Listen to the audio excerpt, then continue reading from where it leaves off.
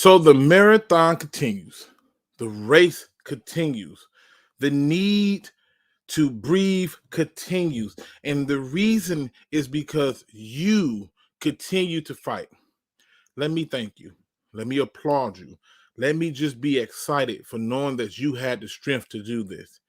Let me be the first to tell you that it's not because you were just able to survive it, but it's because you had the strength to accept the fact that you needed help.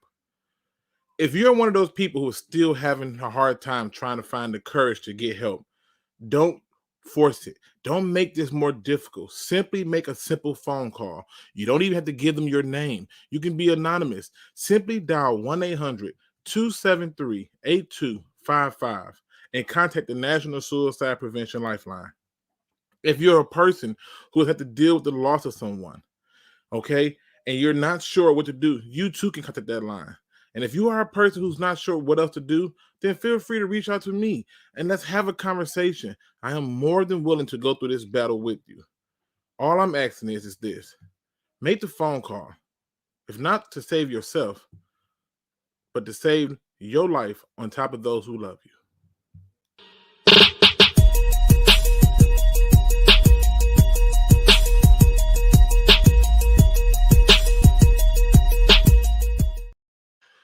What up, though, Pride Nation? I am feeling like something different today because I got to deal with some comical stuff. And if you know anything about me, the thumbnail generally tells you something I gotta talk about. It's something that needs to be discussed, something that needs to be talked about in a way that we can not only enjoy it, but put it in perspective. That's right, people.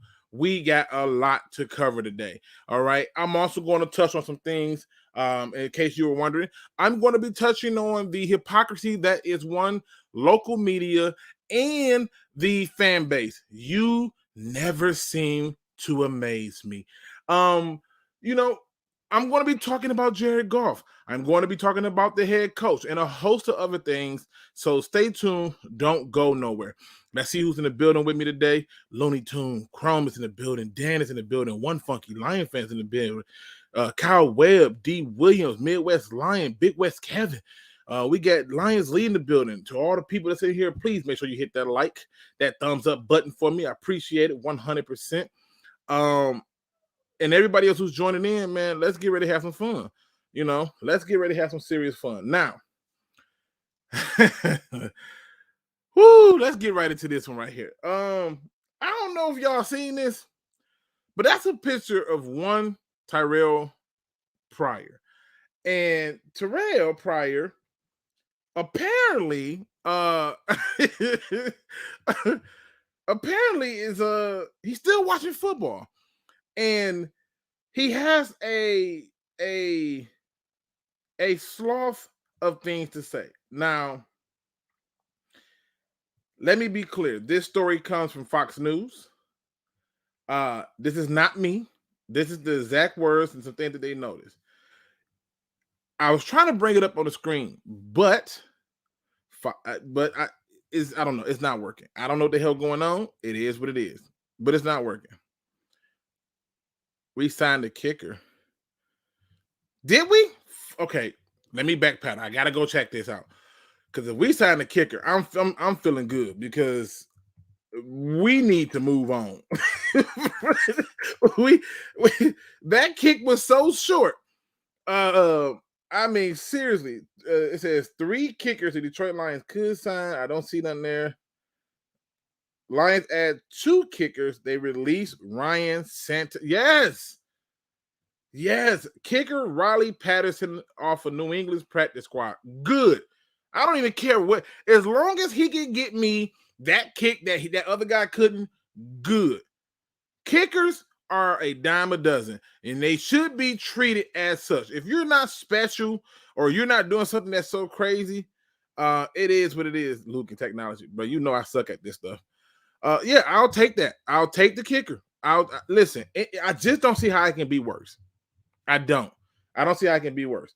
Now, let me get into this because this right here, this is intriguing to me. This is what the article says. It says Goff has failed to throw a touchdown pass for the second straight game, and it was his fifth game this season. He failed to throw one. It says on Sunday he finished 14 for 25 for 114 passing yards and was sacked 4 times. It says with his performance, former NFL wide receiver and quarterback Tyrell Pryor said it might be high time the Lions look elsewhere. Now, I want you to understand something, people. There's always a moment in life where fruit hangs low, and there are moments in life where you're going to get criticized, and people are just going to say, oh, well, it's part of the criticism. But it's one thing to get criticized by this guy. Like, like there's a lot of people you can get criticized by. He can't be it. No stretch of the imagination should he be it. Now, I want you to understand that this is terrible. The fact that he is getting talked about by a guy who himself was not very good at quarterback and meh at best as a receiver. He goes on to say, this is Tyrell Pryor, Jared Goff is terrible in my Charles Barkley voice. This is what he wrote on Instagram. He says, myself and Kaepernick can go on the field this second and do better.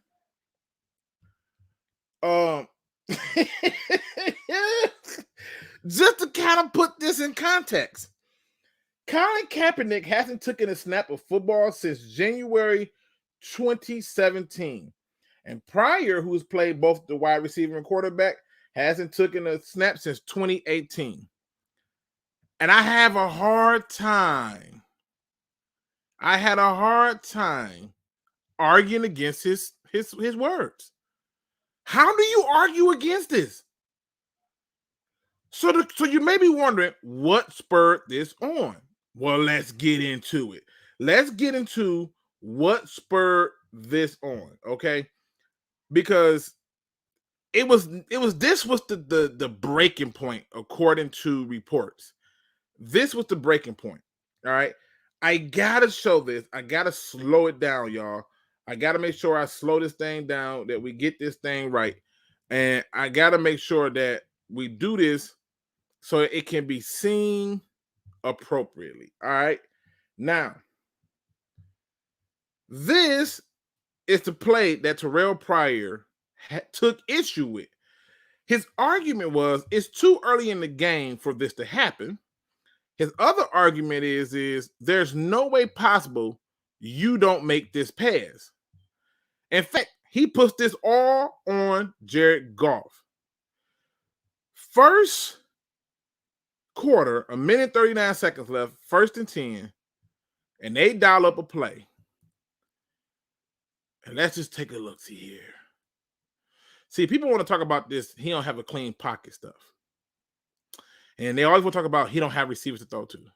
Well, people, look at this. Let's go back. And that failed. I don't know how much more space you need for your receiver to be open. But what you cannot have is him having to slow down to catch up to your ball because it's underthrown. Somebody is going to point out, well, he was hit right here. This is what they're going to point out. But what you don't see is, not only was he not hit, the guy doesn't even touch him. He got close, right? He got close, but the guy does not touch him. He just underthrows this. And the sad part, to have a guy like Tyrell Pryor say, hell, me and Colin Kaepernick can do better, and I can't even disagree, it's a problem. This is a problem because as much as I want to say, damn, that's messed up. damn, I can't believe that you getting ragged on by that guy. I can't argue against him. I can't say he said anything wrong. I can't say that he was inaccurate. It is ridiculous. It is ridiculous that this is what's happening. You got people who couldn't even play the position basically saying, yeah, I'd have did better than that. I would have been so much better. Kick like Charlie Brown. That was a terrible kick. I swear to God it was. And the sad part is this. Do any of you in the chat disagree? Do you out there in the universe disagree that Tyrell, Pryor, or Colin Kaepernick could have been worse? Could have did better, I should say. Let's do it that way. Do you think they could have did better? At the very least, I know Tyrell Pryor would have took off and ran, right? So that's a plus. But seriously, you're getting criticized by somebody who couldn't do what you do, but it's telling you suck at it. That's bad. Stafford was vintage Stafford last night, Luke. I get into that if you want me to, but you ain't gonna like my take. All right. This is ridiculous to me. You underthrew a guy so freaking bad. So freaking bad. Like it wasn't even close. These are plays that you have to have. This is not how this goes down. Now, to kind of let you know that what I believe Lion Lee is right about, that it took him too long to throw, I'll show you why I believe this. I'll show you why, in my opinion, I think Lions Lee is correct. If we go back to this point right here, what is this extra bounce that he's taking?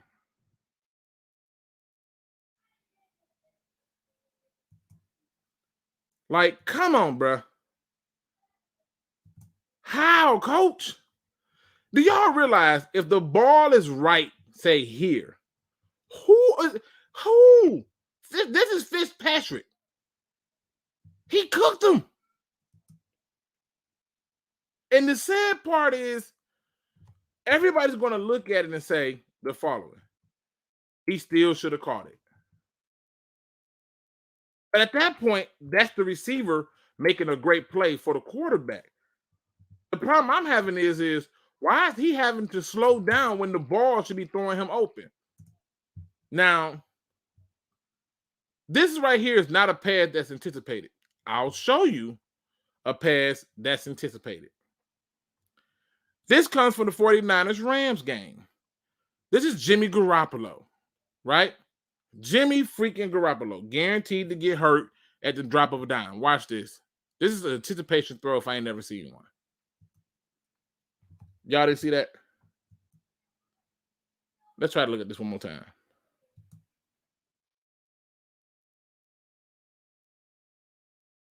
Now, somebody's going to argue, oh, well, Luke, he don't have them kind of receivers.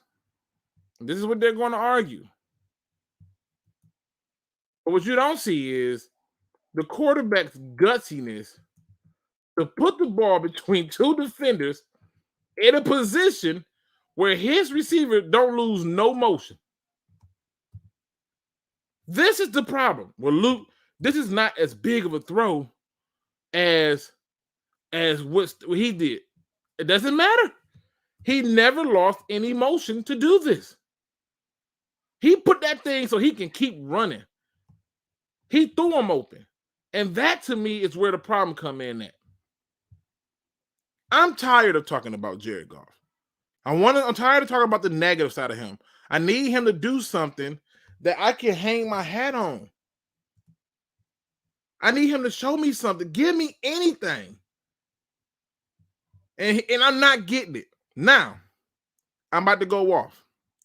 I'm giving y'all trigger alert, y'all warning, and everything else right now. I'm about to give it to you. He said, leave it alone, Luke. I'm trying. Listen, you see how quick I show it? I get the hell up out of there. You ain't going to get me twice. They be trying to shut me down in this mug. Everyone told me Goff has a good D-ball. He has no earned strength. Lions fans, he really don't trust Goff at all. First time telling Goff he played for a game and he runs it 30. Yeah, he doesn't. And he shouldn't. You look at that pass. Why would I trust you? Right? Now, I'm giving you the opportunity right now. I'm about to go off. I'm about to go off on this fan base, and I'm about to go off because it's ridiculous that people don't know this. That was your pre-warning. I'm going to say it again. That was your pre-warning. All right? I have been saying for years that Ndamukong Suh and a host of other Lions are not here because of you, the fans. It's because of you, the fans. It's because of the local media and everything else in between. And I have told you numerous of times that not only are the fans disgusted, tired, and sick, but I have told you this a few times. And I have said to you, what you, the fan, say and do is heard by this group of people. I've said this repeatedly, and yet somehow, we still don't believe it.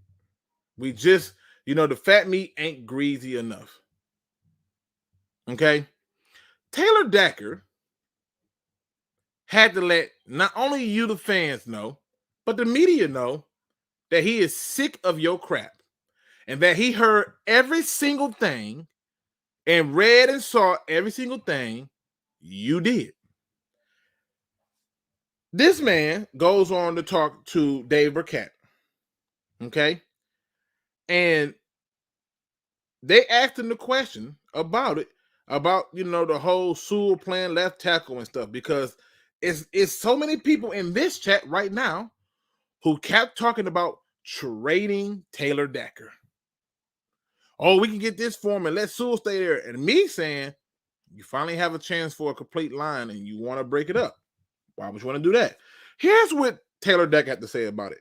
Frankly, I feel like the narrative of negativity surrounding my name all year pretty much has been bullshit. I don't feel like it's been deserved. Me neither, Taylor. Me neither. I don't feel like people within the building, and I do feel like a lot of fans appreciate me and what I can do for this team. But yeah, the media pretty much all year has been pretty negative around me, so I'm not going to act like I like that. I think it was fucking bullshit. I've played a lot of football here, and I think I've played well. So that's that. Now, he goes on to talk about what got him so upset. He says, they told me 3 months. 3 months is how long I would be out, and I'm playing in 2 months. And I did everything I could to try to be back out on the field. And frankly, it was also insulting that people act like I just didn't want to play and I wanted to be out for the entire season. So yeah, having your hands really important. And if you have one finger that's not functional, and if you have to cast it with a second one, and then you only have a ring finger and a pinky to grab people that are 275 pounds and that can run a 4.6, that's hard to do. That's hard to do. He had to repeat that twice. And even yesterday, my hands is not 100%.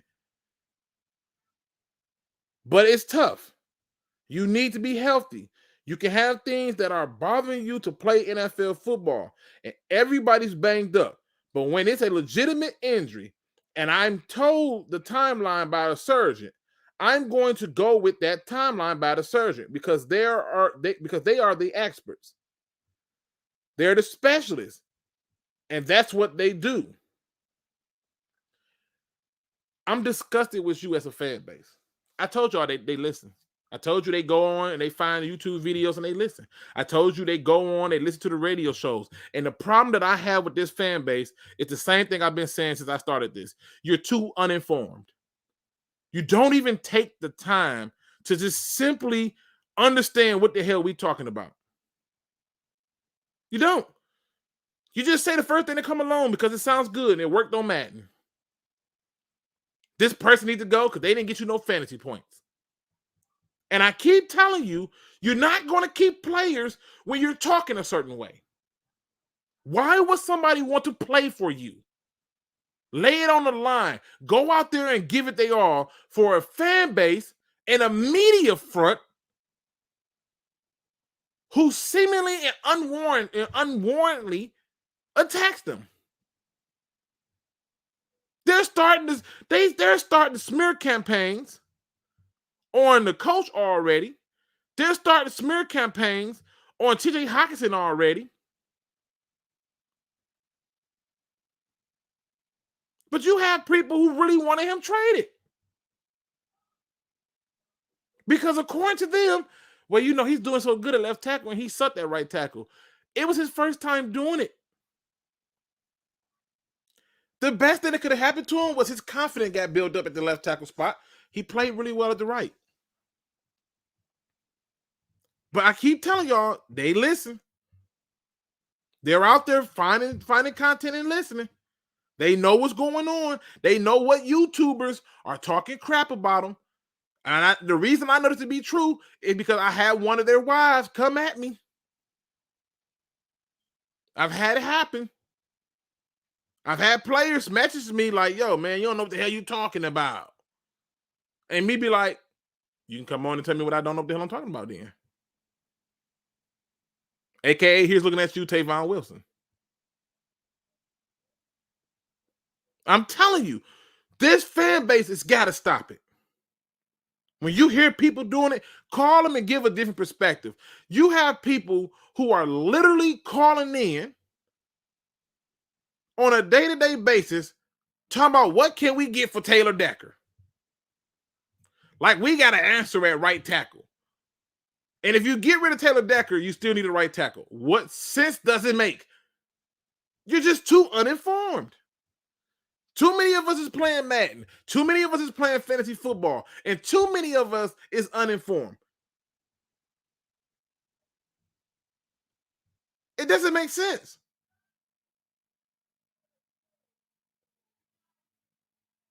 It does not make sense. And the reality is, he has a right to be upset. Because that's all the media talked about. Oh, why is he not playing? Why can't he put his hand in the cast? How about we actually let players heal the hell up?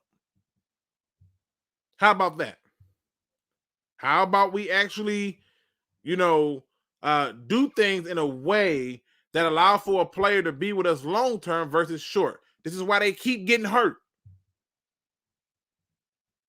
Trying to prove to you a ungrateful fan base. Oh, Luke, you can't tell me the fan base is ungrateful. They're 0-8-1.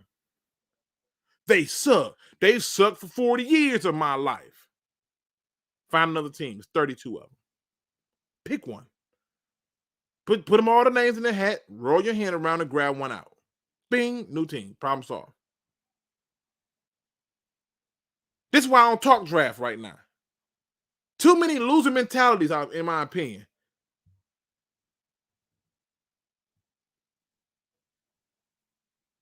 It does not make sense. And he's sitting up here like, yo, what the hell is this? Y'all are out here promoting and pushing me to be traded? Why? What's the point? And the reality is, this starts with the fan base. This is why nobody wants to be here. It's not because they're the Lions. It's not because it's nothing to do in Detroit. It's not because, it's cold in Michigan. It's you. You, the fans. You don't know the sport. You take no time to understand why or understand the logic behind it.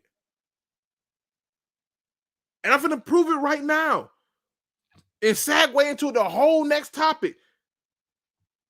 The fans, local media, including radio, went on a full frontal attack on the Lions after that tie with the Steelers.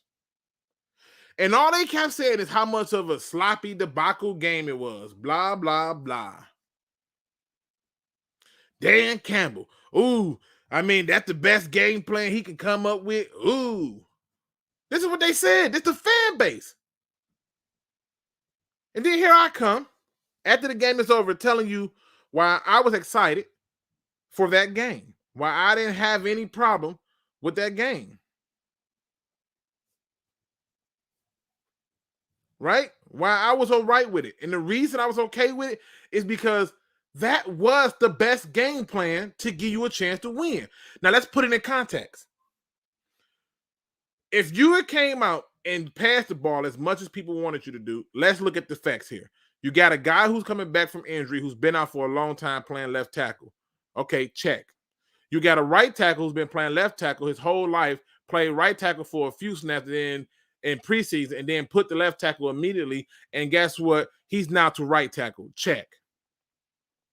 And you got those guys doing it with a guy who's the backup center to your Pro Bowl center, but don't worry about that.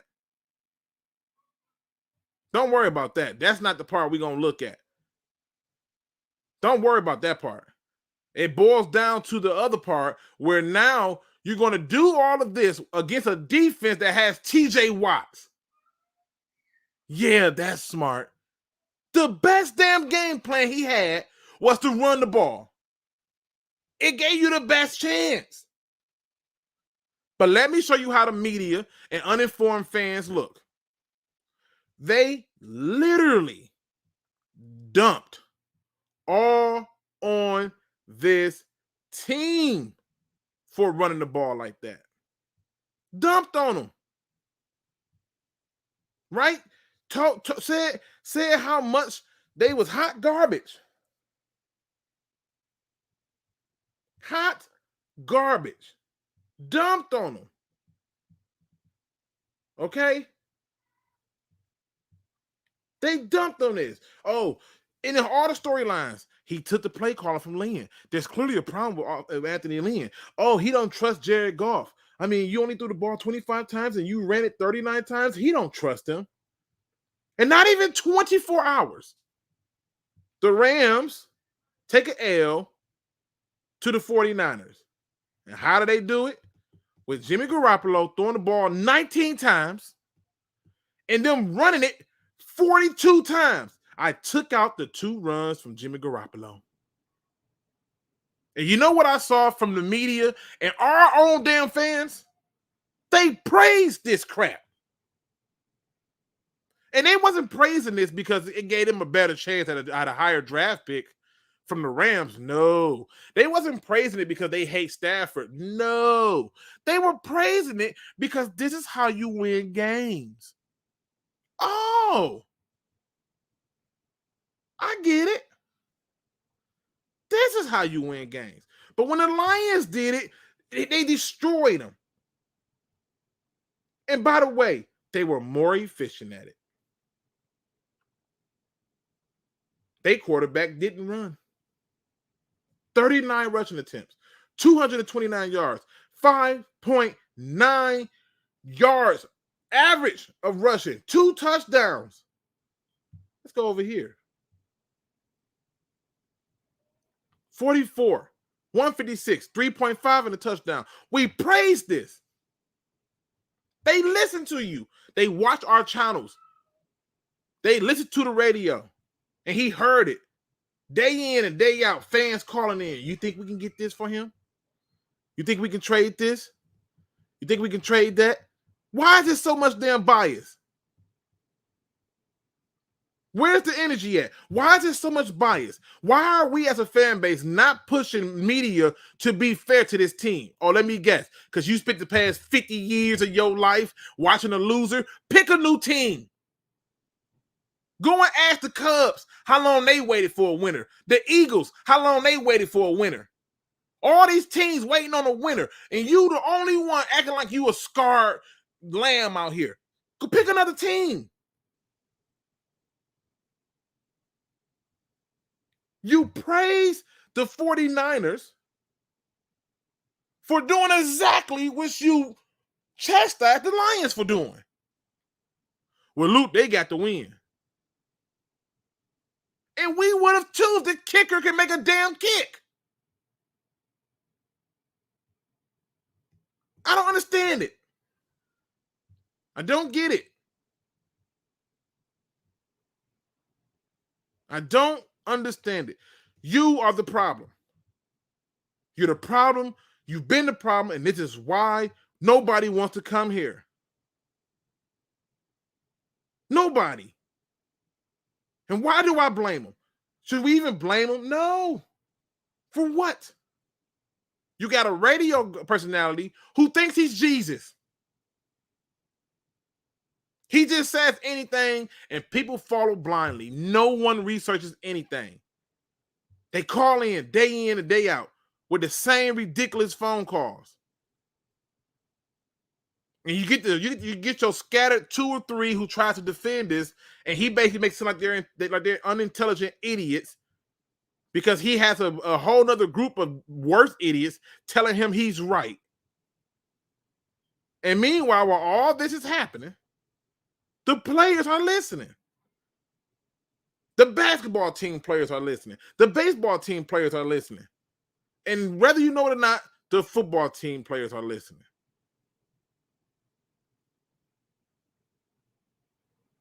This is a you problem. The media is biased as hell. But the national media is only biased this way because the local media is a bunch of cowards. This is why we have Pride of Detroit. Why we got SB Nation. This is why we have the Lions podcast. Because the media don't know how to be fair. Why we got Lions on the Prowl? Because the media don't know how to be fair. All these people popping up. You got everything King. You got Dosa Dion. You got all these goddamn people popping up because nobody's is willing to just tell the truth. And our fan base just sits there and go right along with it. And the players are listening. And Taylor Decker deserves to be upset. He deserves to be frustrated. He deserves to be mad. He deserves to be angry. And I'm pissed because I got to listen to the bias stuff all the time and try to understand why was it great game plan for the 49ers to rush the ball 44 times, horrible for the Lions to do it. And we had worse conditions. There was another caveat to put into it.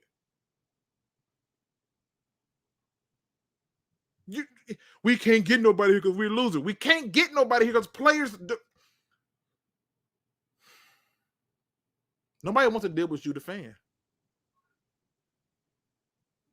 Nobody.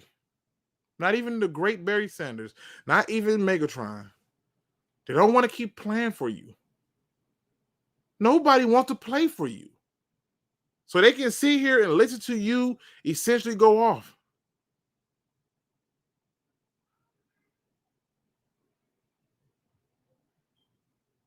It does not make sense. You're hurting your own cause. You just are.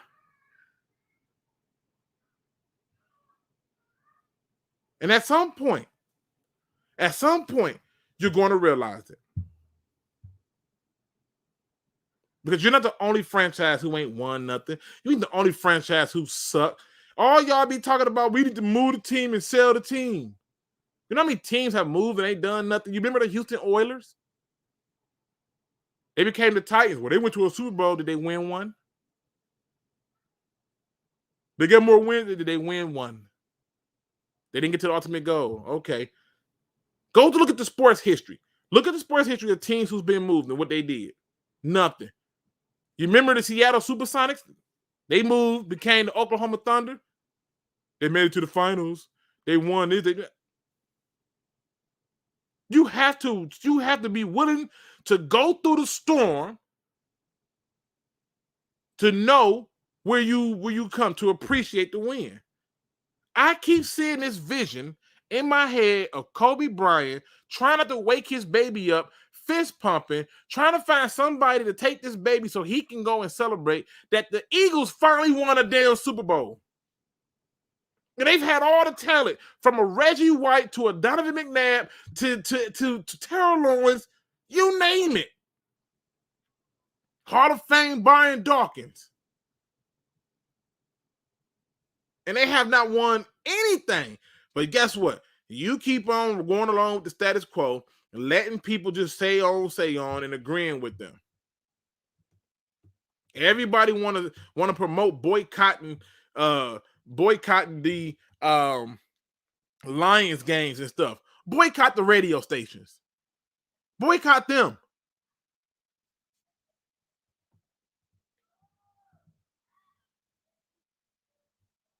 It's ridiculous.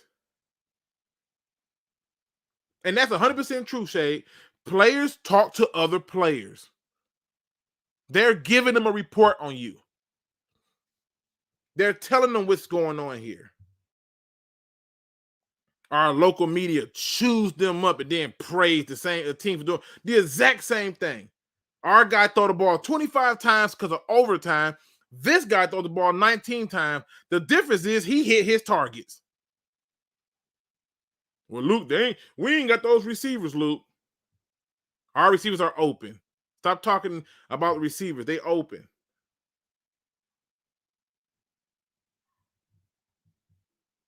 God, it's irritating. Let me switch gears.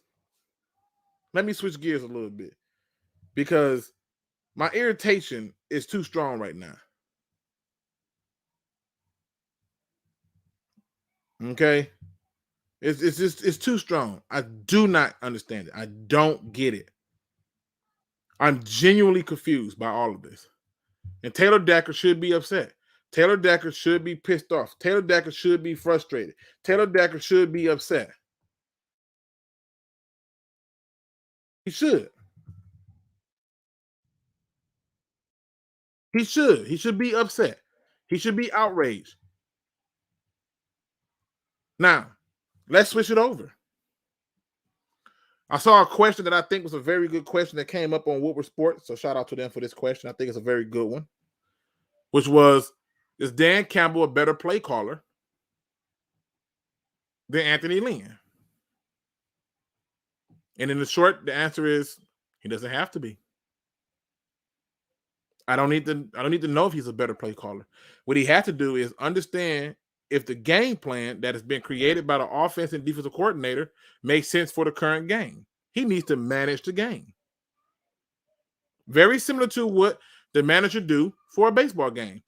He knows when to pull the pitcher, when to move certain people in and out, who to put on certain base. You got to know all this stuff in the game. And the fact that he came out with the right game plan that gave them the best chance to win, yeah, I'm okay with that. I don't care if he's a better play caller. It don't have to be. I don't care. I don't care if people like or don't like, the reality of this team. But Dan Campbell did what a head coach is supposed to do. I don't like the way things is looking. Let me take it over. The real thing we should be asking questions is, why is another coach being forced to talk directly in the ear of the quarterback to help him? Why? Why are we doing this again? That's the real question. Why is it that this head coach who takes over and say, you know what? I don't like this. This don't work for me. Why is that not acceptable? We have to be able to just be 100% about this. And that's just the reality of it. Now, if you would love to join me, come talk some ball. As always, the link is in the description. I got one rule and one rule only. Please keep it respectful. And when you come in, simply turn your camera on so I can see your face and turn it back off. That's it. You ain't got to do nothing else. The link is in the description. So feel free if you want to jump in and join and talk. But the idea that Dan Campbell needs to be a better play caller than Anthony Lynn, I don't think so.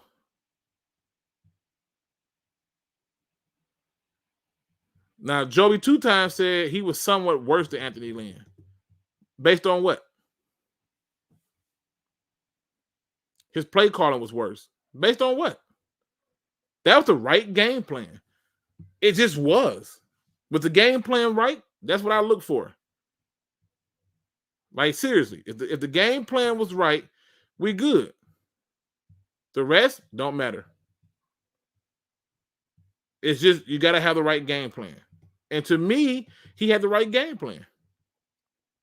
Another reason why I was excited and I didn't really care about the tie was because one of the things that I know that is going to be the case is if Dan Campbell didn't do nothing else, he's made it apparently and blatantly clear to his offensive coordinator, if I got to do your job, I don't need you here. That's one. Two, as you can see, we can run this ball. I expect you to run this ball and to run it handily. That to me is what it doesn't make sense to me. That to me is what's supposed to be happening. It's what we are looking for.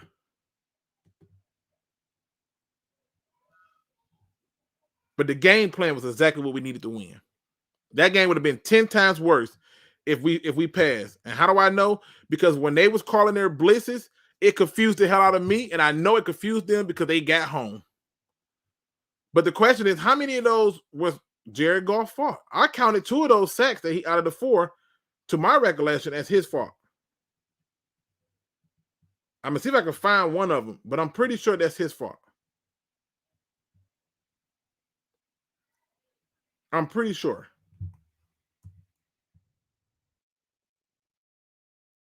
Also wanted y'all to see this damn kick one more time. Because I believe that sometimes you just got to see it. I want y'all to, this is how you know that this kicker had to go. Look at this. Where's the height? Let's see how far it climbs. People, stop playing with me.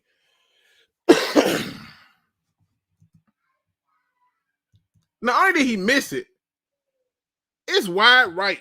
This was a terrible kick. Let me go back. They usually show you which way the wind blowing. Let me see which way the wind blowing. Let me see. It's not even blowing. Bruh.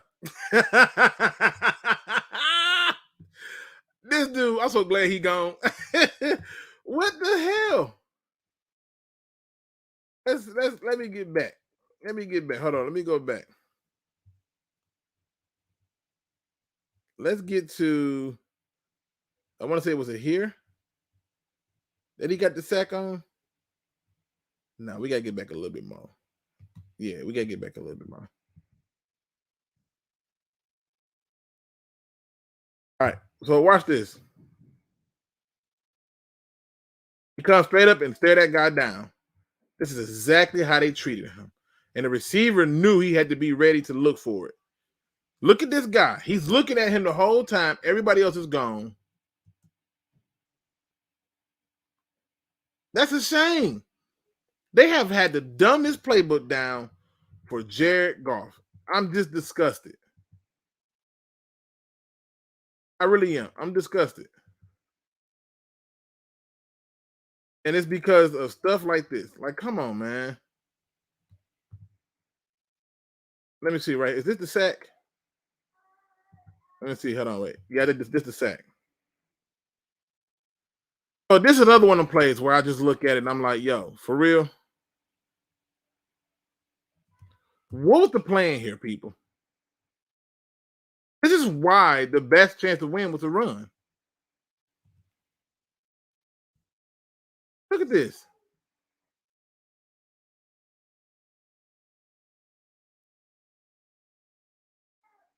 Like, I'm just trying to figure out what's the game plan here. Somebody gonna tell you that this just pressure on Goff.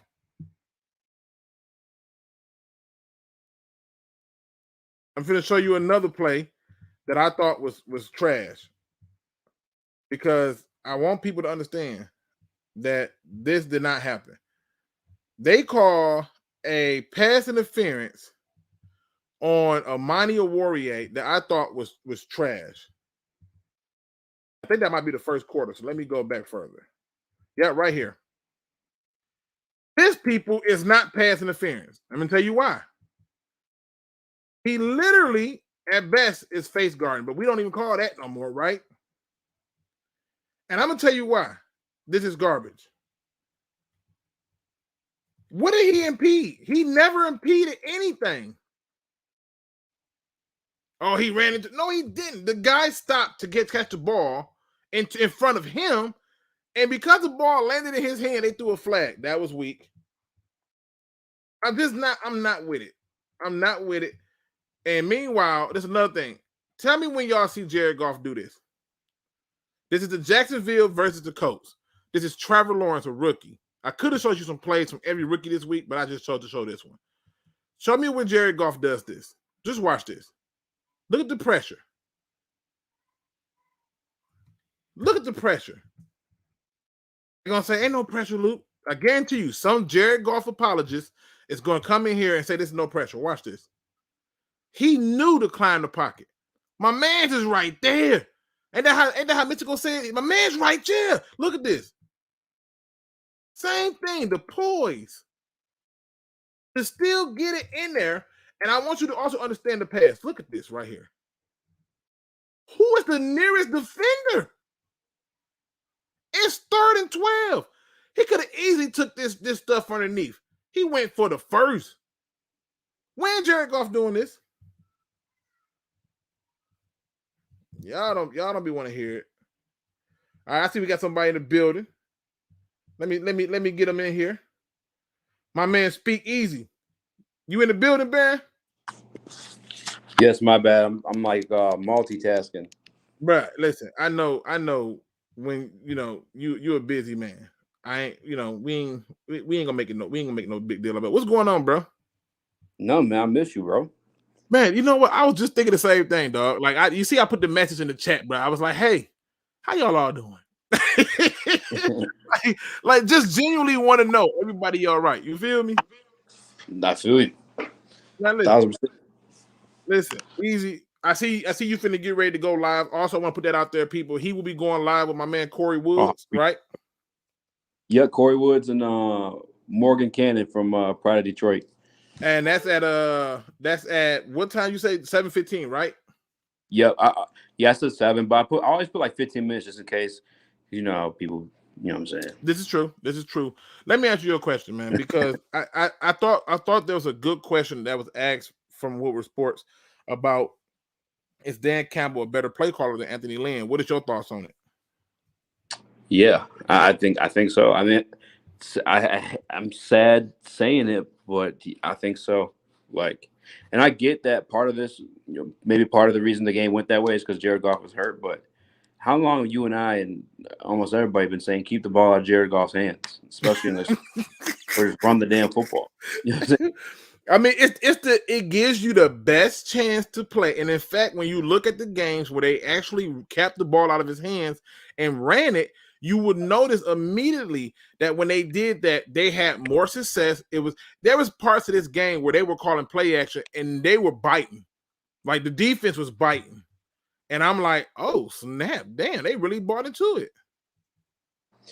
And the thing, too, like, I don't know if you remember this from when we had our first stream. Not our first stream, but the stream in the beginning of the year where we're doing like our record predictions. But I shared a stat that Jared Goff ranks #1 in play action passes. It's because that's the only way this dude can compete. You got to set a play action pass to scheme the defense out of doing their damn job for him to make the simplest throws. Like, because he just he can't.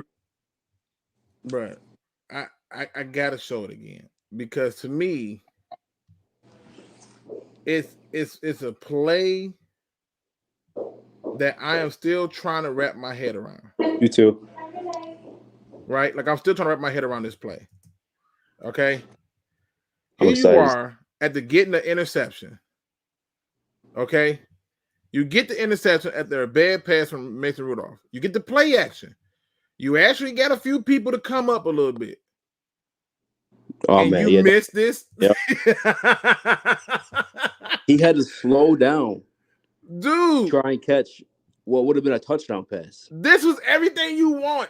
There's no way my man was going to catch him. Fitzpatrick wasn't catching him. Nobody was catching dog. I promise you. That's the play he got hurt on, too, if I'm not mistaken.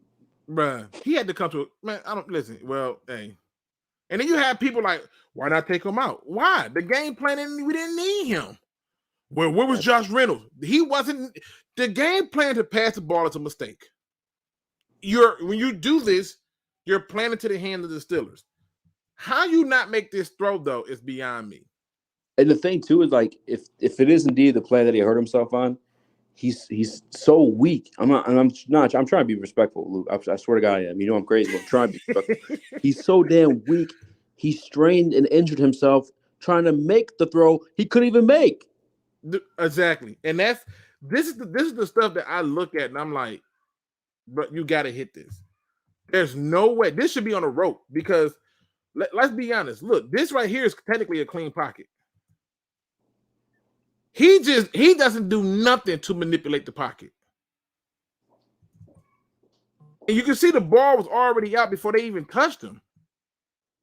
Man. He had to almost come to a complete stop to get it, man. It's ridiculous, bro.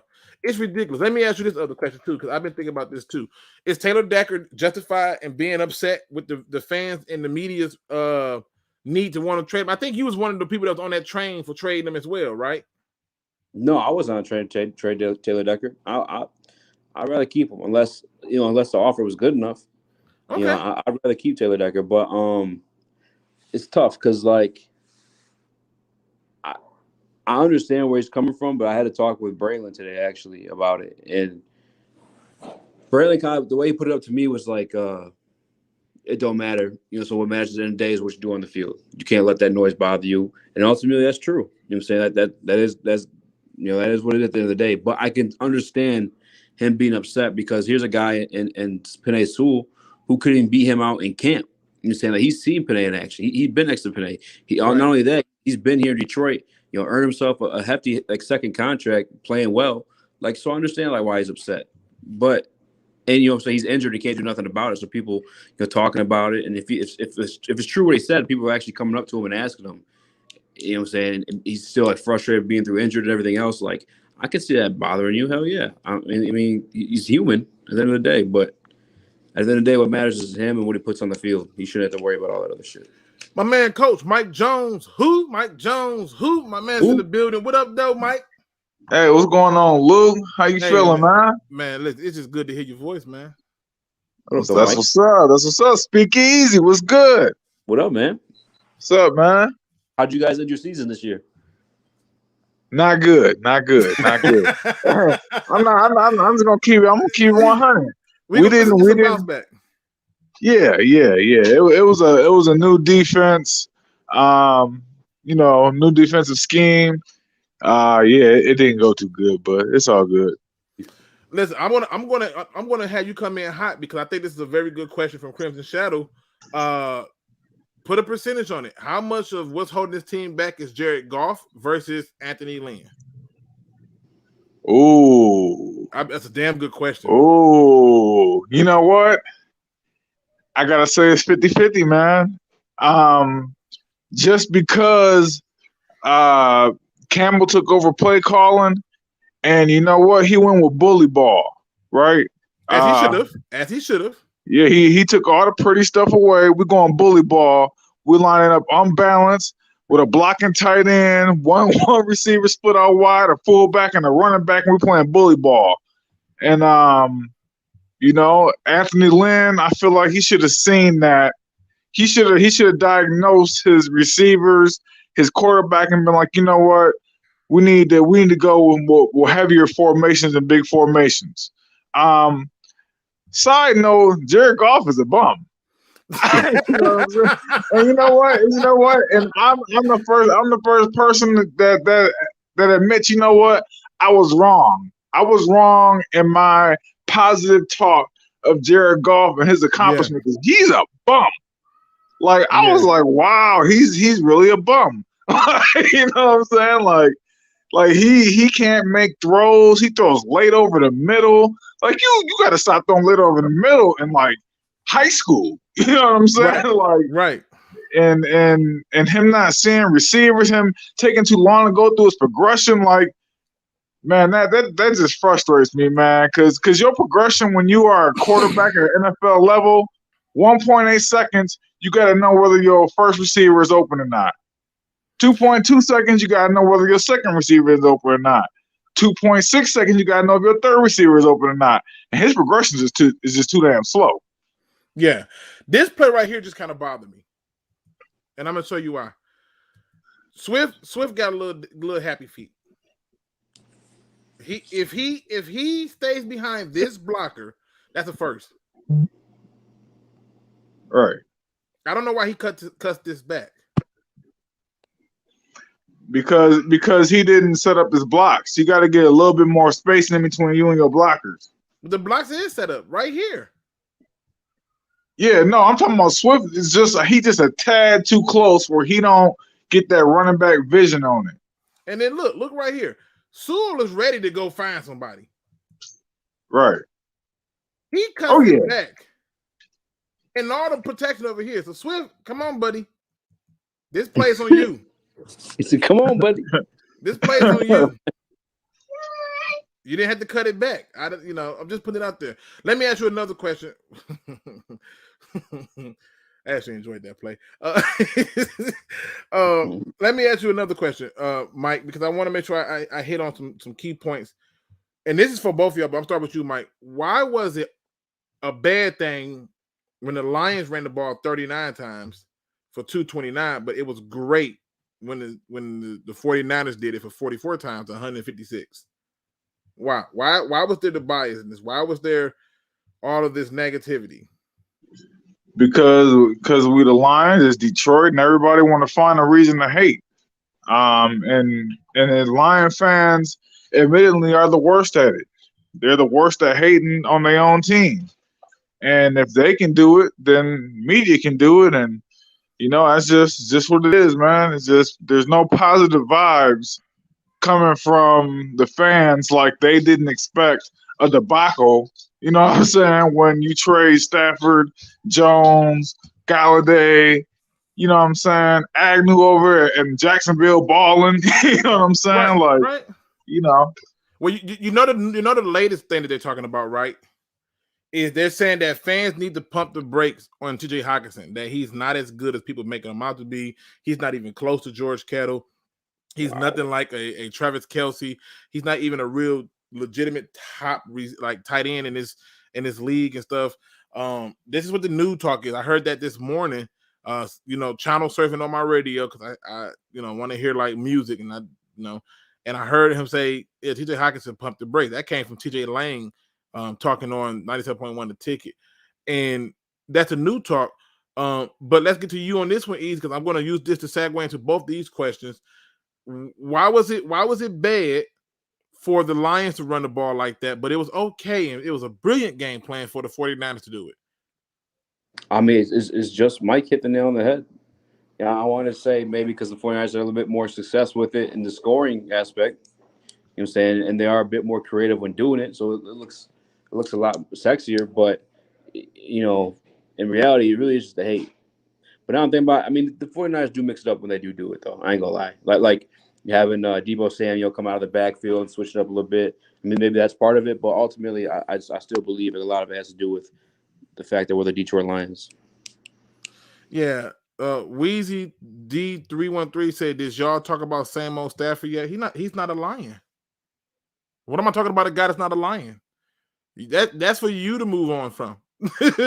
Like, if you watch that game, you wouldn't even have that view. But he's not a Lion. So and the other comment, real quick too. Shout out to Joey 2 times, always in the chat over here too. But I agree with. I'm gonna ask this question on my stream tonight to Corey then, because I don't know what the situation is. But after my man scored the touchdown, I don't know how to say his last name, so I'm not even gonna try. Godwin. That guy, Godwin. Yeah. Equal BK or something like that. Yeah. Why didn't he get more touches after that? Especially knowing that we were just running the damn ball nonstop. Oh, I can tell you why. What? Well, one of it was because he was our only special teams player left. And if you didn't do that, then you lose a receiver in Raymond, because now if he gets hurt because you're trying to give him more feeds, it didn't make no sense. Plus, they said that it was going to ride the high hand, and one of the issues with what Lane was doing, they wasn't riding the high hand. Before this game right here, we was only giving 14 carries to the running back. But to me, it made sense because he broke a long run, but they both broke runs because they got tired of getting smashed by this dude. He was doing them dirty, lowering his shoulder, hurling them, stiff arming. He was doing a lot of damage. And then when they came in, it's like, God, y'all still running it? See, to me, the worst way to lose a game is to get dominated through the run. And we was dominating through the run. Our kicker just can't kick. But every time they tried to do something slick, where it came down to a pass something, it wasn't going to work. So what happened was, with him being our only best, I should say, kick returner, if I gave him more carries when I already got him hurt and I ain't got another running back ready to go, now what? It was basically put Trinity Benson out there. I'm just saying, at that point, it's load management. At that point, that's why I think it happened. Could be wrong, but that's why I think it happened. Once, if Jamar Jefferson didn't get hurt, he would have got way more carries. That's just my view. Could be wrong though. Joey 2 times says, remember the 49ers game? That was good play calling. This Campbell performance was high school. Giving Swift 40 touches is going to get him shattered and is nowhere near sustainable. Oh, really? It was a 1-game basis, though. It was riding the high hand on the 1-game basis. I mean, it's not something that we don't do like every single game. But hey, if a dude is running, you gotta let him run. He gets paid millions. I don't feel sorry for him. Like, oh, we're running him into the ground. Oh, so run him then. You know. Man, we got another person jumping in here, man. We looking like the old round table right now. My man Nomis J's in the building. What up, though? What up, dude? What's going on? Nomis, you say you know why they didn't get him the ball more, huh? Actually, yeah, you took the answer right out of my mouth. I said the same thing on stream yesterday. It's load management at that point.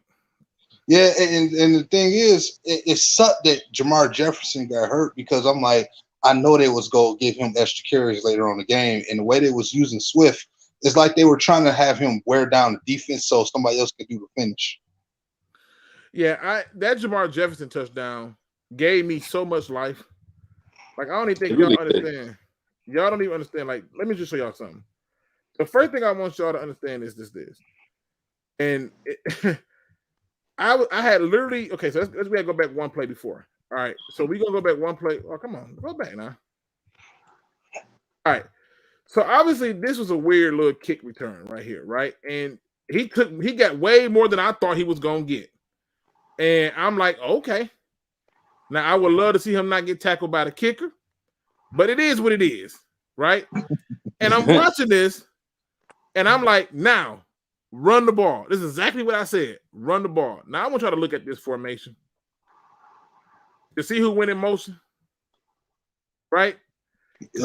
I've had a lot of people tell me that Jonah Jackson sucks, but okay, here we go. Watch this, people. Who is that right there getting this block inside on the linebacker? Jonah Jackson. Watch this. You see how he perfectly perfectly put the wall up. Give the linebacker no chance. He gets a full head of steam. The safety is like, oh, fudge. Fitzpatrick is like, bro, I got to make this tackle. The sheer aggression to just be like, nope, I want it. I love it. This gave me life. This gave me life, man. It just, look at this. I just want it. Just let me get it. And the best part about it is this. Look how everybody is coming up now.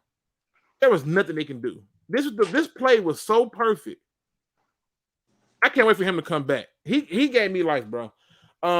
It is what it is, man. Let me just do this. I want to first let you gentlemen know I appreciate y'all coming in here rocking with me, man, because it's always fun to talk some stuff, and definitely want to hear different views and opinion.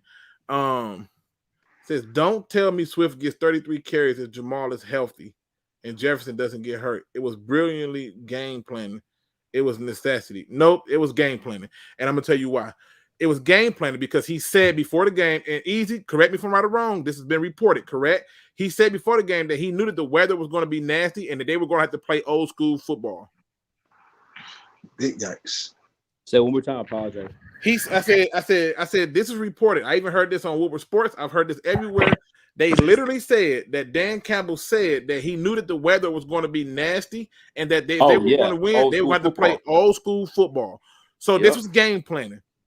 Yes. He rolled the hot hand, and yes, it was not necessity. It was game planning. I don't know if the hot hand game plan just because Jamar was getting carries, so I heard.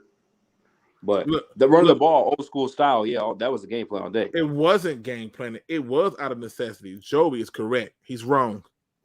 He's wrong. I'm telling you, it was already said beforehand that he had planned on having a run-heavy game. You can say what you want.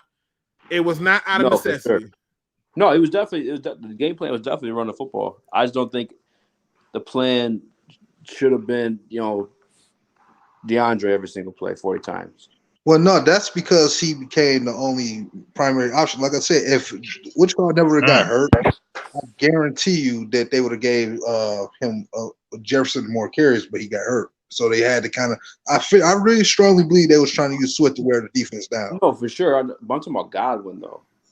Yeah, but they didn't want to risk him getting injured. As soon as he get hot, then he get in. I didn't seen that happen too many times. So I get what they did there, but I wish they would have did this. Why not set Raymond up for like a jet sweep kind of a receiver run or something? Why not do that? You know why? Because at that this is a part that ticked me off yesterday, and I talked about this. I didn't understand why nobody from either side, the Steelers or the Lions, didn't tell their players to take them damn gloves off. And I think the reason you didn't see those jet sweeps is because they was fumbling the ball a lot because of them damn gloves. And so at this point, they just figure, you know what? The hot hand is to run between tackles and stretch plays and trap plays and see if we can get what we can get. But it just doesn't work that way. Joey 2 times says, I don't think so. I'm not buying that. That's game plan all week was to give Swift way more workload than he ever received before. No, that wasn't the game plan. Well, that's game plan. Not all through Swift. Listen, Swift got 30. Listen to this. Swift got 33 carries because he was the hot hand. Period. If the other hot hand had been anybody else, as stated by Lions League, they would have got more carries. But he was the hot hand. And the game plan was always to run the ball. They don't go into it and just be like, oh, well, I'm not going to do it. But Swift was definitely, in this game, going to get more than 14 carries because the question was brought up numerous of times. Oh, no, definitely 14, just not 40. He didn't have 40 carries. He had 33. And that's in overtime. I'm being exaggerating. I'm just saying, give it a real number because some people take it literal. That's true. That's my bad. They take it literal. So quick question for the panel. Go ahead. Do y'all see Dan Campbell coming out with the similar strategy for like most of the rest of the season, or he better do the exact same thing. Look at what the Titans did. Go back and look at when the Titans realized, look, we can't depend on the quarterback. They wrapped it up, and in every game, they had a lot of games that they lost where a lot of touches went to the running back, and the running back didn't even have 70 yards, and they still was giving him the ball. Everybody always want to talk about why our running backs can't do certain things, right? But when it goes to somebody else, it's brilliant. See, this is stuff I'm talking about. They get those same 30-something carries, if not more, to Derrick Henry. I don't hear nobody saying that ain't the game plan. I mean, that's a little different. What's a little different? Derrick Henry built different. Dudes are different. Yeah. The difference is this. we Lions fans, and guess what? When it comes to our team, it's easy to be negative and dump on them. But when it comes to other teams, brilliant, great idea, awesome. The same way they was up there pitching the fort. You just heard Joey 2 times say he came in with a high school game plan to run the ball. And the same thing happened with the 49ers. Was that a high school game plan? Well, the difference, I would say this was the difference with the 49ers. I was saying it while I was like making my point earlier. It was like they ran the ball differently though. It's different like people running the ball. They had Deebo Samuel in the backfield. They had jet sweeps, all kinds of. You know how Shanahan is. Let me go back. I want you to see something, sir. All I want you to do is just look at this. Let me make sure I do this the right way. We got to do this. Let me grab my phone. Okay. That says 44 carries. Mm-hmm. 44 carries. Let's take out Jimmy Garoppolo's 2. That's 42 carries. 27 went to a rookie running back, Elijah Mitchell. So let's go to the Lions. Now go to the Lions. Okay, there's Deebo Samuel, there's Jeff Wilson, there's other people in there. Let's look at the Lions. Right. Okay, so let's go to the Lions. Lions ran the ball 39 times, once with a fullback, 3 times with a... Yeah. Like, come on, bro. That's way different. What is different? Only six of those carries were other people. Bro, you're not... You go to the 49ers one, you got 10 carries from Wilson alone. You got Deebo Samuel with 5 of them, who originally plays receiver, as scheming some stuff up. This is a lot different than what we did. Okay. Let me this is why I miss y'all. We need this stuff. We need this in our life. Let me explain to you why what you said makes 0 sense to me. Okay. That man, Elijah Mitchell, a rookie running back, only had 6 less carries than the guy we gave the ball to. 6. Yes, but then you have a receiver who has 5. Listen, we can talk about the receiver Jeff part. Wilson with 10. Okay, it's different. Okay, so the difference is this. Here's the difference, because they use a receiver here, 2 running backs and a receiver and a quarterback is different. Man, stop it, bro. It is, Luke. It's the same way. You know how we've been saying all year, like, hey, why don't we put Jamal and Swift in the backfield together to mix things up? Running the ball is running the ball. It's looking at. It's not. Luke, it's not, bro. What do you mean? Come on, Luke. You know. I took out 2. Luke. I took out 2 for the quarterback. They didn't design for the quarterback to run these 2. Is Coach Mike in the chat? Yeah, I'm here. I'm sorry, I'm just having fun listening to y'all, man. Coach, just explain to him. You got to put people in different spots and mix it up a little. Explain to me. Okay. How is it different? It is and it ain't. You know what I'm saying? Swift probably planned to give Swift like 25 carries, but they had to ride the high hand. No, Mike, we're not even talking about that. We're talking about what is different between what the 49ers did and what the Lions did. What is different? They criticized the Lions for running the ball 39 times. They didn't bring up who ran the ball. They said, ran the ball 39 times. Even Joey 2 times literally said it was a high school game plan. I mean, basically it ain't got nothing to do with the running backs. It had to do with the fact that we couldn't factor Jared Goff into the equation. But that's what I think. I mean, because if you look at it, it's like it looked like I should say it looked like a high school offense, some old school like the T. Wing T, yeah. You know what I'm saying? Like the straight T, like some old school like that, even though it's not the formation, but that's just how it went because we didn't have no confidence in Jared Goff throwing the ball. So we had to do that. Luke, if you didn't put a receiver in the backfield, is he a threat to catch the ball in the backfield? Are you then looking at the offense differently, like, oh shit, we got to be prepared for this to be a pass? Bro, they he did that with TJ Hawkinson and he overthrew him. Bro, listen. No, I'm not talking about an actual pass. I'm saying when you put a receiver in the backfield, your defense has to be aware or wary that, hey, this may be a pass play. When you put a receiver in the backfield, that's not nothing like crazy. Okay. Stay with me, sir. Stay with me. We are only talking about running the ball. Correct. But when you run the football with when you have a wide receiver in your backfield, the defense, would it be a good game plan for the defense to be prepared for a pass for wide receivers in the backfield? You know what? I'm going to show you something, right? No. Can you answer the question? I mean, I think be prepared for a pass of wide receivers in the backfield. No. Because at that point, what you're doing is this. You got to look at down and distance, and the runs that he had came on like underneath handoff where he was running already in motion. It wasn't like they just they had I think one play where they lined him up and ran him for real. But for real, no. They did the same thing with Cordell Patterson, and it's not always just pass. The reality is we're talking about rushing the ball. So to make this argument makes still more sense. The threat of the pass is there when the receivers in the backfield. But listen, to get us to a common ground and to make it fair, watch this. They ran the ball 44 times. I'm going to take 2 out from Jimmy Garoppolo. That's 42. I'm going to take the 5 out from the receiver. Now, even with me taking the 5 out from the receiver, they still ran the ball 37 times. Luke, it's a different style of running the football. They're mixing it up. We took out the receivers' numbers. We took the receivers' numbers out, and they still ran the ball. It doesn't matter. You're giving the defense different looks.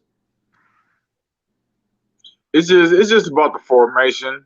That's all. We just didn't switch the formation. If we would have ran that out of a different formation, then now that we probably wouldn't even be having this conversation. But Dan Campbell, you could tell that was Dan Campbell. He wanted to play bully ball, and that's what we did. We just lined up in an unbalanced line with the tight end, and we played bully ball. To me, I just love how. So first of all, let me answer this. Joey 2 times to myself. Both Luke's guests side with me and disagree with Luke. Just take the L, Luke. It was not a smart game. We still love Luke. Luke don't take L's. We know that by now. Well, hold on. Well, actually, I was going to say the only truth. Hold on. Not true. I've taken L's before, and I've openly said it. But I'm telling you, this ain't no L. There is no difference in what they did. And once you remove the receiver out of it, you took out those other ones. Still 37 rushes between 2 running backs. There is no way of getting around that. And if you look at what we did, we just used all running backs and a fullback. So there's no different. They still ran 37. It is way different. It's different. It's a different scheme. It's a different look. We're not talking about. Listen to what I'm saying, sir. They criticized the Lions for running the ball 39 times. It's not the way the Lions ran the ball. It's the way the Lions ran the ball. It's not the amount of times they ran the ball. If the Lions ran the ball the way that they ran and still ended up with 229 yards, do it again next week. You said what? Do it again next week. If they can run the ball like that and give me 229 yards, do it again next week.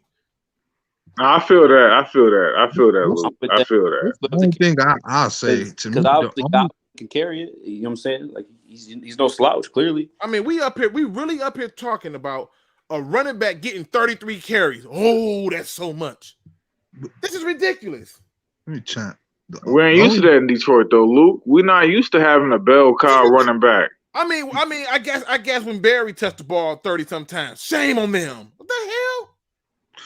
To me, though, the only reason why this debate is because the Lions didn't actually win the game. If they didn't win the game, this when you'd be talking. Everybody be praising the Lions because they won the game without having to put the ball in the hands of Jared Goff. 37 rushing attempts to 39. Right, that's what I'm saying. I don't really see the to me. No difference. You remember when we beat the Miami Dolphins 3 years ago with Kerryon Johnson? We rushed for like 250 yards as a team. Golden Tate was in the backfield and had a run for like 30 yards, and so that to me, I don't really care about the formation as much. If it leads you to the win, then who cares? I'm just saying that's the difference in the criticism. 119, 37 rushing attempts for 119 yards. There's a creative way about it, and there's just the punch you in the mouth way. Dan Campbell likes to bite knees, so he's all about the punch you in the mouth way. Oh my God! Remember the Packers. Now this right here is true. This right here, I can't argue with this. Garoppolo was able to pass the ball when they needed, and our quarterback wasn't. That was another factor into it. However, the criticism wasn't about the fact that they wasn't able to pass it. It was the fact that they ran the ball 39 times and the game ended in a tie. And people got upset because they said, "Oh, it's a terrible game," and it wasn't. It was the only chance we were going to have to win. It wasn't. It was. I will say that was the only chance we had to win. Because if we would have put the ball in Jared Goff's hands, we already know what we would have did with it. So, you know, that's I mean, but we talking about a team, and the only thing that's going on is this receiver. And I took all their numbers out, and I'm telling you, it's still 37 carries for 119 yards. Like, we're still come out to 3.2 yards a carry. Our team decided to use all their running backs. One got hurt. They went to the next and used a fullback. And we bitching because we actually did good in it, but we getting criticized for it. But what they did was great. Oh, people shouldn't be bitching. I don't agree that people should be bitching. Bro, that's the whole thing I've been talking about. They've been tripping about the 39. You ain't paying attention to Joey. Even Joey 2 times. Look, 33 carries for any running back is unsustainable. It's the first game in 9 weeks that we had a running back go over 14 carries, bro. Yeah, but he thinking about, he can't do this every game, man. And it's like, it's not an every game thing. Like, he talking about sustainable. Who in the hell gonna give DeAndre Swift over 30 carries for the rest of the season? You know what I'm saying? Talk to Corey. It's like, why wasn't the load split up? You know what I'm saying? Like, I don't know. They riding the high hand. I mean, is that the high hand? Because one of the dudes scored a touchdown, a big ass touchdown. Yeah, but he only scored it because they got tired of running into the other dude. That's the problem. My man, he was punishing them. They set up was punishing them. Essentially. And listen, I'm gonna show you another play. I want to show you this play because to me, I thought this was huge. And I want to say it happened in the fourth quarter. I want to say it happened in. Let me see if I can find that fourth quarter. Is it this one? Let me see. Hold on. Or was it this touchdown one? I gotta find that quarter. Okay, nope. It must have been. I gotta find this. It was a play that I wanted you to see. But you know what's ironic about this whole thing, Luke, don't you? What's that? Is how long Lion fans been complaining about not running the ball. I hated this fourth down call. I swear to God, I hated this fourth down call. They got it, so nobody pitched a fit about it. This is another proof that people go by what they already know because the hindsight is so 20. I hated this fourth down call because if you don't get this, and if you don't get this 4th and 1, right? Like you don't get that. At this point, we know Matt Nelson and all the stuff that people want to talk about wasn't in. And this box is loaded. I mean, this is a loaded weapon right now. If you don't get this 4th and 1, look at the field goal position that they are already going to be in. And your defense, you're basically putting in saying our defense can hold. How much you going to do? So I hated this 4th down call. However, they got it. And so nobody's talking about it. It's ironic how things work in this world, but I get it. I'm sorry, I'm working. Oh, listen, I know, bro. This whole getting dark early thing is throwing everybody off. All right, so let's get to this. Where's the play? Please, I know it's in here. I just got to get back to us on offense. Look at this, man. That's a lot to be dealing with, bro. I mean, he didn't get much, but that's a lot to be dealing with. Was it? No, this ain't it. It's a play action. He called a play action, and that's on Goff. This is 100% on Goff. This sack is on Goff. Why, bro? He had one sack. He literally ran into the defender. Bruh, this is definitely. I don't know. He don't go through his progression quick enough. Look at this. That shit was fucking man. Right here. You already see people coming up, but he's already ready to go. He never looks his way. It's 3rd and 12. You're not going to get it all back. You're not going to get it all back. That's on Goff. You can't. You guys think we got lucky for that not being a safety? Listen, I thought it was a safety. Right, I'm gonna tell you why I thought it was a safety at. When he got right here and he was still running, but his foot was in. See there? I thought his foot was in the end zone when they got him, and then they blew the whistle and said, "Oh, you stopped him before he got in." And I was like, "Yeah, we lucked up." We had a few plays. We had a few calls that went our favor, like the one call where they had the fake roughing the pass. I was like, "Oh, okay." Like it was no roughing the passer at all. I was like, "I'll take it though."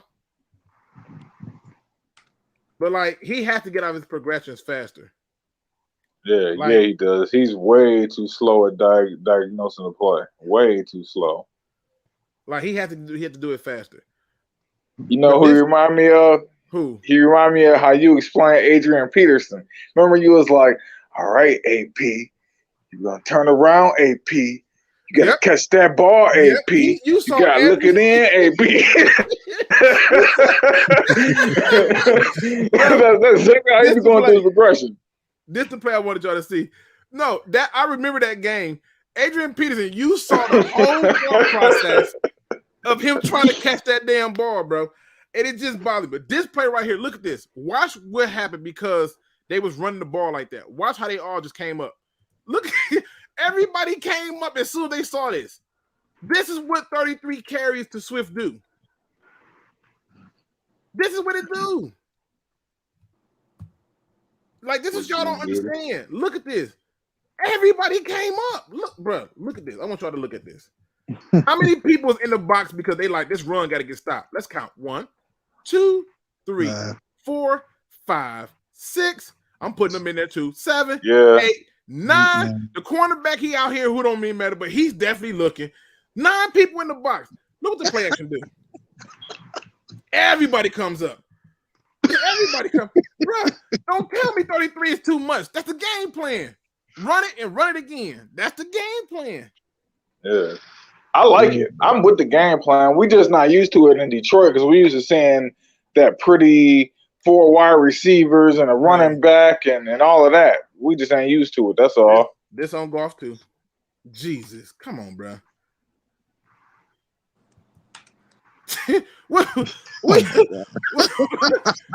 turn around, throw it now. What about him? Let's just take a look. See here.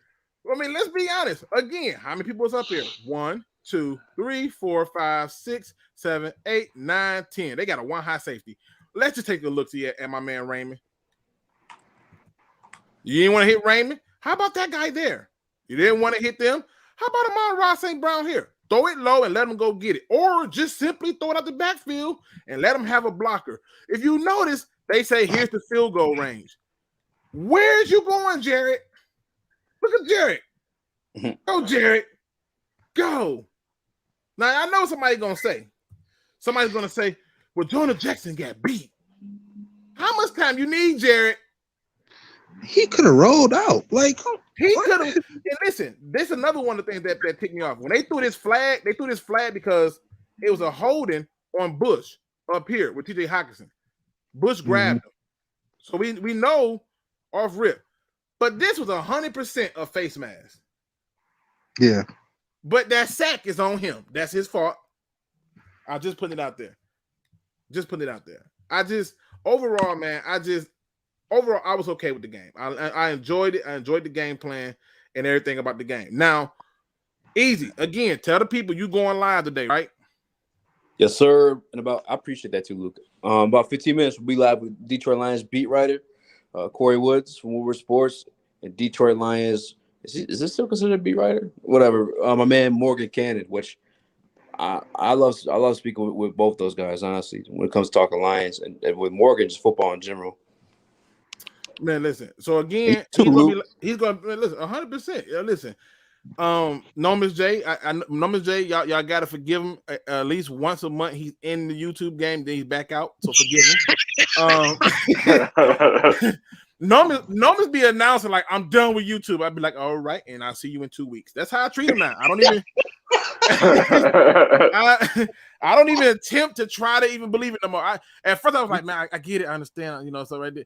But after a few times of this, I just, he need a break. I'm worse than Jay-Z. I know. Yeah, I mean, he don't retire at least 100 times.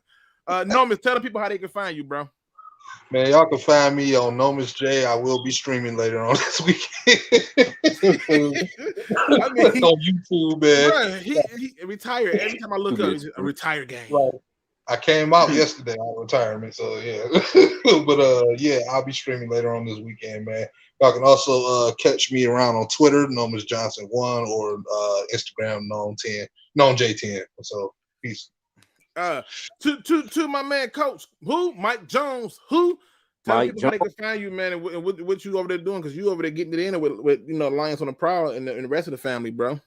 Yeah, man. Shout out to Lions on the Prowl. Shout out to Jim and Curt, man, and LL. I got on today, man. I haven't been on Lions on the Prowl in about 2 months since the football season, really, since we got back from Grand Valley camp.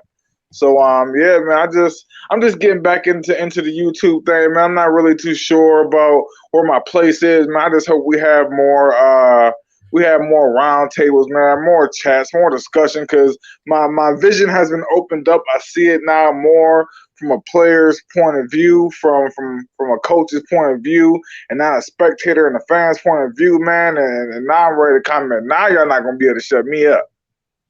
Listen.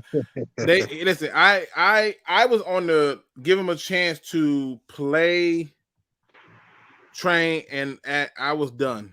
I saw it in real life, and I was like, he didn't see that. I know they coming for you, but God, I mean, really. So, it just is what it is. This from Dr. Detroit. He says, Luke, 33 is not too much for running backs, but for one, it's too much.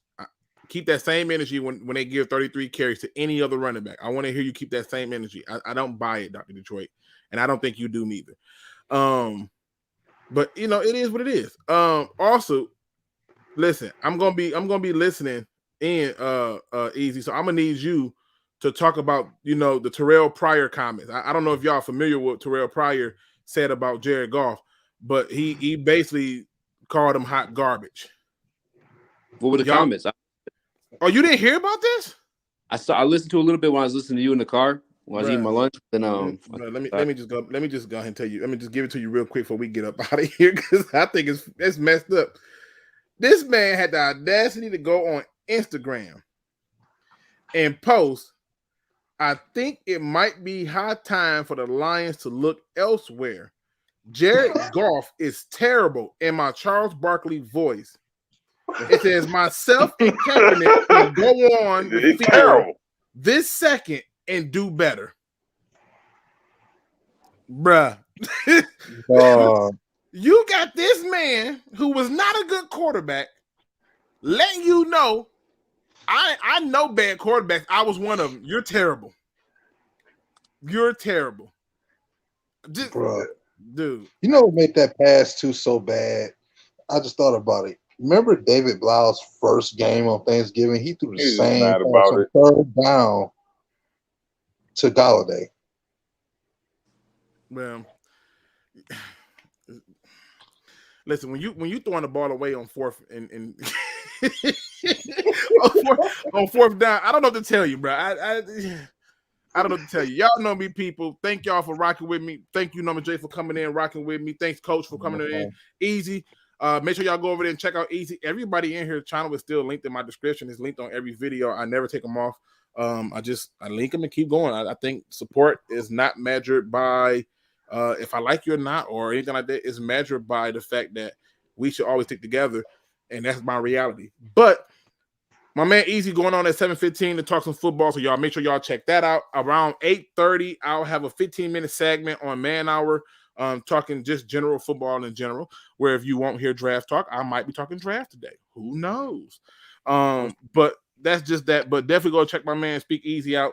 That is definitely linked in the description. And to all the people who came in the chat, 100%, I could not be more ecstatic for you who all show up and listen to me. All the ones, even you, Joey, 2 times, who think I'm absolutely out of my damn mind. I love it. A little bit, just a little bit, not a whole lot, just a little bit. Not a whole lot. I mean, you more crazy because you think 37 rushing attempts to 39 is different. But don't worry about it. We're gonna leave that alone. Y'all know me. I can't end the show unless I do it on a positive note, and that's because I believe that we got enough negativity in the world. So why add on to it? Today's positive quote comes from the internet, and it's because I do not know who the hell said this. I just thought that it made sense. It says, sometimes I feel like giving up. Then I remember I have a lot of people to piss off. People, some of y'all are sitting up in here diving into some dumb stuff and not really understanding the reason why. But every time you dive into it or you feel like you're not ready to take that next leap, remember there was somebody behind you whispering, how will you survive the storm? There was somebody behind you whispering, you can't do it. And you know what I find funny? All the great players find ways to tell you things that you just seem to ignore, like Kobe Bryant, who says he does not relate to lazy people, which is why he gets up at 4 a.m, because by the time his competitor gets up at 6, I'm 2 hours ahead of him, and I've already done more in my 2 hours than he would ever get done in his entire day. Your greatness is started the moment you realize you got people to piss off. You see, pissing people off is a beautiful thing. There's nothing negative about it. It's an assertion that you understand your true power to not be held back by the views or the thoughts of other people. And the moment you open that up, that's the moment the real you come out, the savage you come out, the moment you find that you are not only better off, but you are more happier. You are more in the place to be ready for whatever it is you're going to take on that day. Please remember, people, don't give up. Just simply do it to piss those who said you can't off. And with that being said, ladies and gentlemen, please hit that like, subscribe, notification bell. And as always, don't be no chump. Please do your research. I am out.